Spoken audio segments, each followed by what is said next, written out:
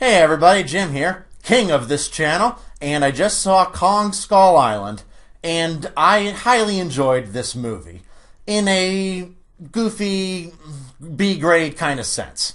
Basically, what Kong Skull Island is one of those 60s or 70s, you know, those kind of low-budget monster flicks with often inconsistent writing and corny effects.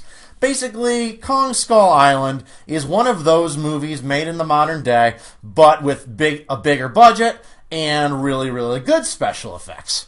And that's absolutely fine with me. This movie doesn't really take itself too seriously, and there's nothing really wrong with that per se. I always enjoyed those movies as a kid, and even today I kind of get a thrill out of that, and I got a thrill out of this. With this movie, pretty much everything on the non-effects side, from the writing to the acting, none of it's bad. There's not a single line, not a single performance in this movie I thought was bad.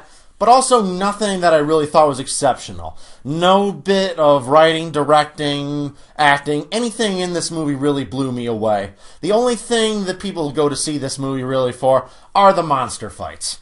And we get a few really good ones. It was telegraphed a long time ago that this would essentially be a setup for a future reunion between Godzilla and King Kong. And as soon as they announced that, I knew that Kong was going to be much, much bigger than he was before, and that is the case. This version of Kong is much bigger, much more powerful than he ever was in the previous movies. When they first announced that they were going to do a new Kong movie, which they originally just called Skull Island, what I was kind of hoping for, that it would kind of be like a prequel to the Peter Jackson movie, kind of like maybe set in like the 1800s or something, that would explore the ecology of Skull Island.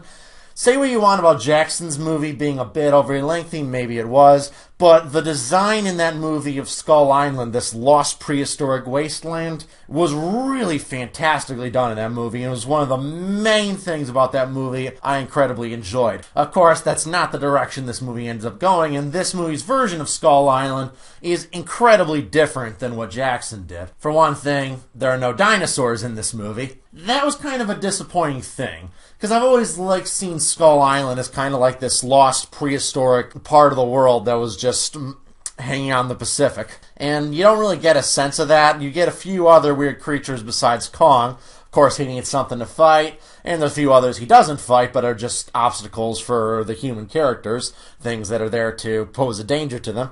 But you never really see Skull Island as like this lost prehistoric world. And from what I hear, they're pretty much making this movie's version of Skull Island kind of similar to Monster Island in Destroy All Monsters. This is definitely more an adaptation of the Toho version of Kong from the 60s rather than the version from the original from the 30s, whereas the 2005 movie was a straight-up remake of the 1933 original. This has very little to do with the 1933 original, other than the fact that they both star a giant ape on an island named Kong. But other than that, the movie couldn't be more different.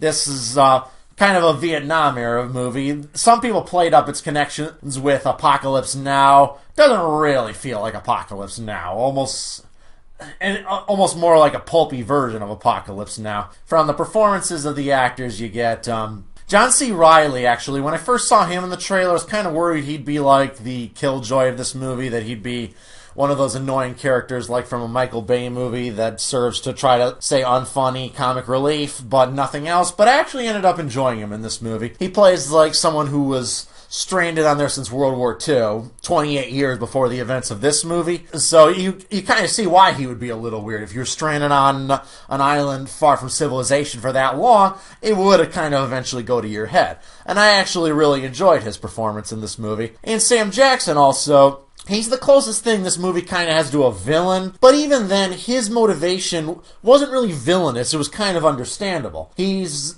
a grizzled war veteran who was bitter about the fact that America lost in Nam, and he kind of sees taking out Kong as a means of a war that he can win, basically.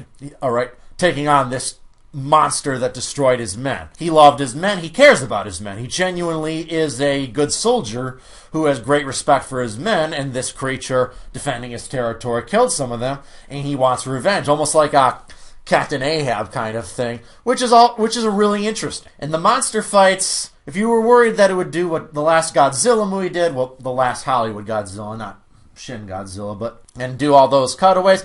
Nope, this movie definitely, if it teases a fight, it shows it. And I like the 2014 movie.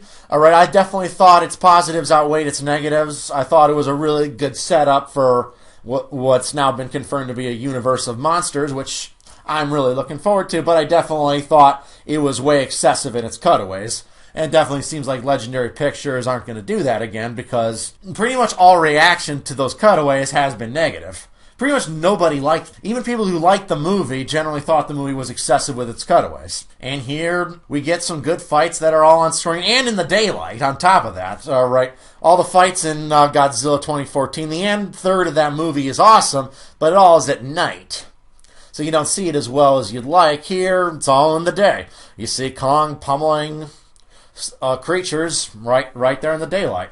And of course you get various setups, allusions to Godzilla. Actually, there's quite a few of them in this movie, even before the end credit scenes, which is the most blatant allusion to Godzilla, and it sets up the next Godzilla movie, King of the Monsters. Definitely stick to the end of the credits, because that scene is really cool. Kind of should have been before the credits, but stick around to the end credit scene. If you're a Godzilla fan, you'll definitely enjoy it. So overall, you're not going to find brilliant Oscar-worthy writing in this movie. Nothing really about it is going to blow you away in that regard.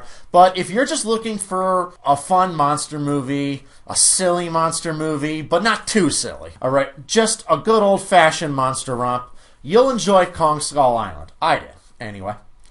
Well, everyone have a great day. Thanks. Bye.